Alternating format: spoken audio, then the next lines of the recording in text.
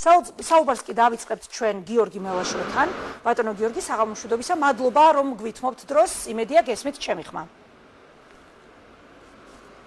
საღამო მშვიდობის, მადლობა დაპატიჟებისთვის და მივესალმები თქვენს მაყურებელს. ბატონო გიორგი, ევროკავშირი თუ სუვერენიტეტი, ახალი ნარატივი გაჩნდა პოლიტიკურ დღის წესრიგში, რა საფუძველი აქვს ქართული ხალხისთვის უმნიშვნელოვანესი მისწრაფების და ღირებულების აი ასეთ დაპირისპირებას? არის ეს რეალური წინააღმდეგობრივი მოცემულობა, თუ არის ეს სრულად პროპაგანდისტული კონტექსტი? ხო, ნამდვილად ეს არ არის რამე ადეკვატური შეფასება, ან ეს დუალიზმი, რომელსაც ჩვენ ვხედავთ, რა თქმა უნდა, არ ეფუძნება არანაირ რეალურ გარემოებებს. ევროკავშირი, ნატო, საერთაშორისო სავალუტო ფონდი, გაერო, თუ გნებავთ, ყველა ეს ორგანიზაცია რეალურად ჩვენ გვეხმარება ქართული ეროვნული სუვერენიტეტის დაცვაში და ერთადერთი სახელმწიფო ორგანიზაცია, სტრუქტურა, რომელიც უქმნის საფრთხეს ქართულ სუვერენიტეტს არის, რა თქმა უნდა, რუსეთის ფედერაცია. როგორც ევროკავშირი, ასევე შეერთებული შტატები, ასევე ნატო პირიქით გვეხმარება ამ სუვერენიტეტის შენარჩუნებაში. ეს არის ფუნდამენტური ბაზისი ჩვენი ურთიერთობების და როდესაც რუსეთი შეიჭრა საქართველოში 2008 წელს აგვისტოს ომის პერიოდში, მას შემდეგაც ჩვენ გვაქვს არაღიარების პოლიტიკა, რომლის მთავარი მხარდამჭერი არის სწორედ ევროკავშირი და ამერიკის შეერთებული შტატები. შესაბამისად, არანაირი დუალიზმი სუვერენიტეტსა და ევროკავშირს შორის, ან არანაირი დაპირისპირება ამორცნებას შორის უბრალოდ ფიზიკურად არ არსებობს.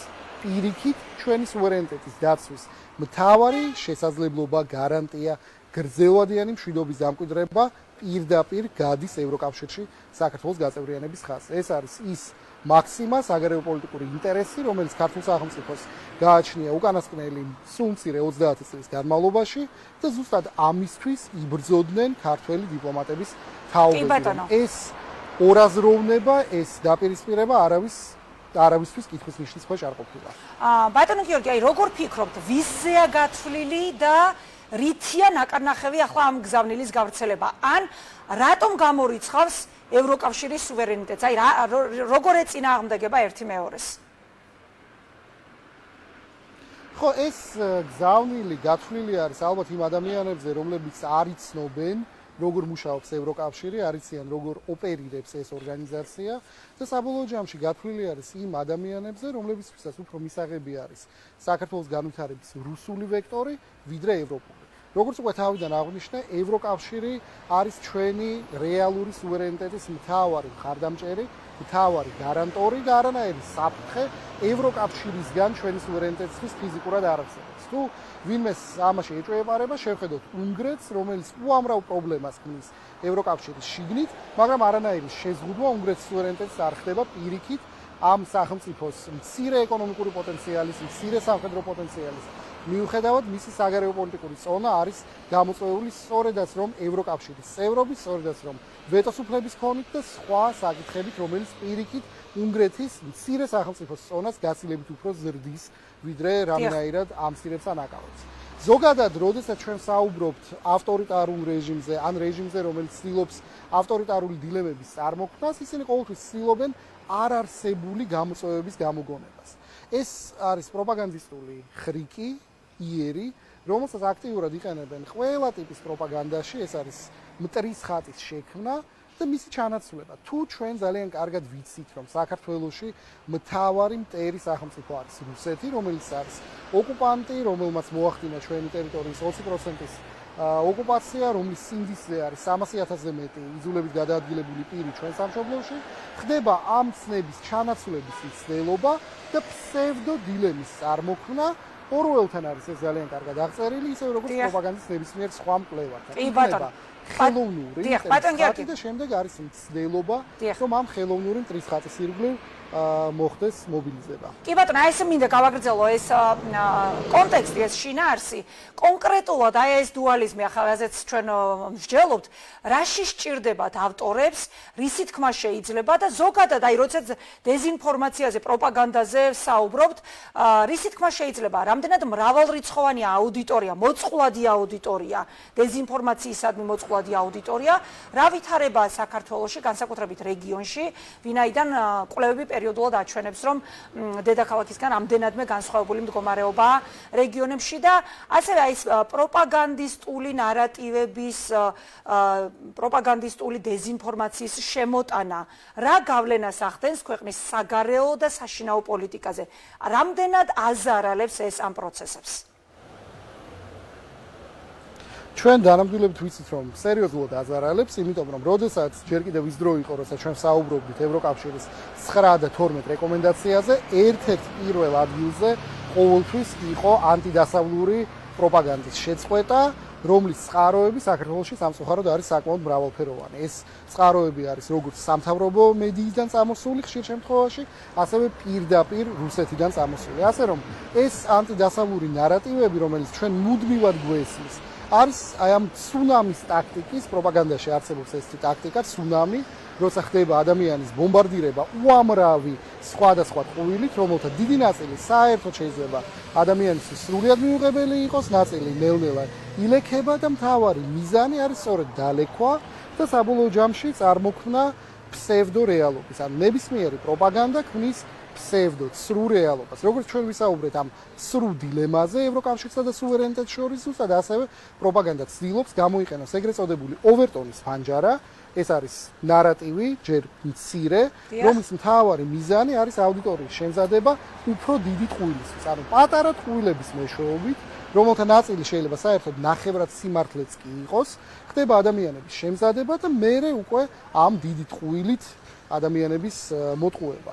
ჩვენ შემთხვევაში საქართველოს განსაკუთრებით მოწყვლადი არის, იმიტომ რომ ჩვენ გვაქვს ორი ტიპის პროპაგანდა. ერთი არის ავტორიტარული თავისი ხასიათით და მისი მიზანი არის ზოგადად საზოგადოებაში ნიჰილიზმის გათესვა დემოკრატიული ფასეულობებისადმი და დემოკრატიისადმი, ხოლო მეორე ეს არის უშუალოდ რუსეთიდან მომავალი პროპაგანდა, რომლის მთავარი მიზანი არის საქართველოს დაშორება, ჩახსნა ჩვენი მოკავშირეებისგან დასავლეთით. ამ ორი გამოწვევის წინაშე ვარ დღეს.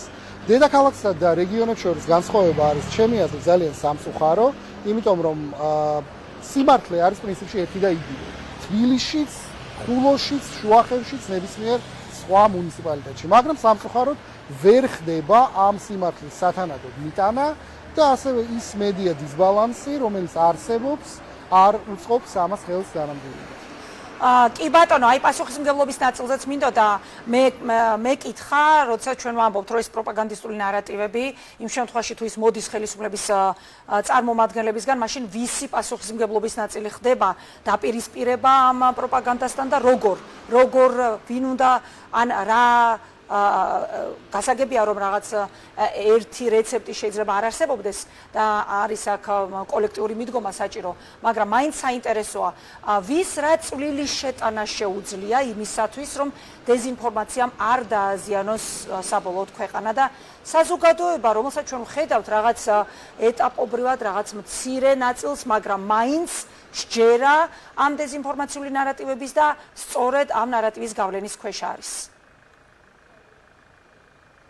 წლების განმავლობაში არსებობდა ცოტა არასწორი დამოკიდებულება მათ შორის პროპაგანდისადმი, იმიტომ რომ რატომღაც გაილექა მოსაზრება, რომ პროპაგანდის არ უნდა უპასუხო. ეს ასე არ არის, საჭირო არის რომ პროპაგანდამ მიიღოს პასუხი, საჭირო არის რომ ეს პასუხი იყოს კარგად გაზომილი და სათანადო და ის რომ აქამდე აქტორები, რომლებიც უშუალოდ რუსეთიდან ავრცელებდნენ ანტიდასავლურ ნარატივებს, აქტორები, რომლებიც საქართველოს შიგნით ცდილობდნენ დასავლეთისადმი ნიჰილიზმის დათესვას, ამას ახერხებდნენ ყოველგვარი პასუხის გაცემის გარეშე, ეს არის რა თქმა უნდა ძალიან პრობლემური. კიდევ უფრო სამწუხარო არის, როდესაც ხდება ორი სხვადასხვა აქტორის ინტერესების თანხვევა. ავტორიტარული რეჟიმის დამკვიდრება პლუს ანტიდასავლური პროპაგანდა. იმიტომ რომ რატო არის დასავლეთი ამ პროპაგანდის მთავარი სამიზნე? იმიტომ რომ დასავლეთი ნიშნავს დემოკრატიას, დასავლეთი ნიშნავს კანონის უზენაესობას და ბუნებრივი არის თუ სახელმწიფოს უნდა გაწევრიანება ევროკავშირში, ამ შემთხვევაში სახელმწიფომ უნდა დანერგოს ნორმალური თანამედროვე მმართველობის ინსტიტუტები. ეს თუ არ ხდება, ამ შემთხვევაში ხდება აუცილებელი ამისი რაღაცნაირად ახსნა და ხშირად ხდება ამის ახსნა პროპაგანდის მეშვეობით.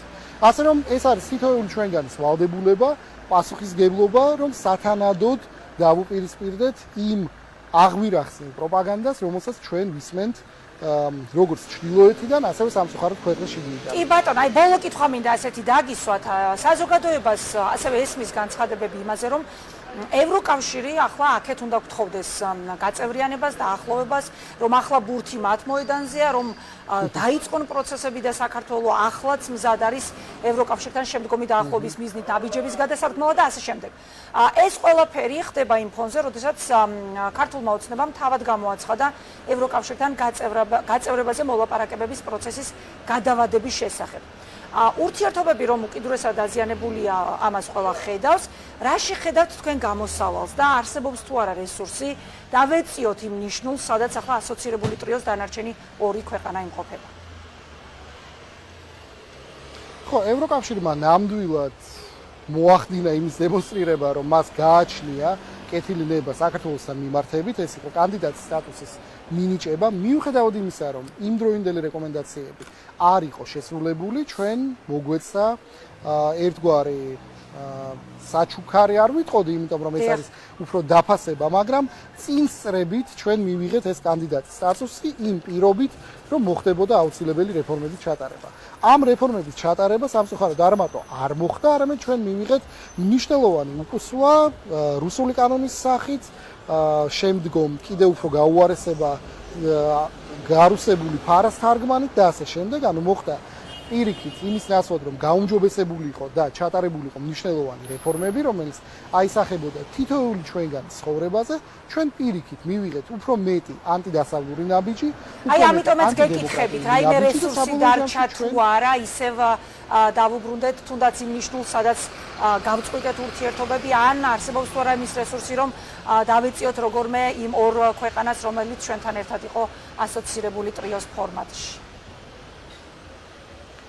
კი, პოტენციალი ნამდვილად არსებობს საქართველოს ქონდა გარკვეული ფორა უკრაინასა და მოლდოვასთან მიმართებით, ამას ემატება ის, რომ უკრაინაში მოგეხსენებათ ომი მიმდინარეობს და აქედან გამომდინარე მათი პოზიციები ცოტა უფრო მძიმე არის.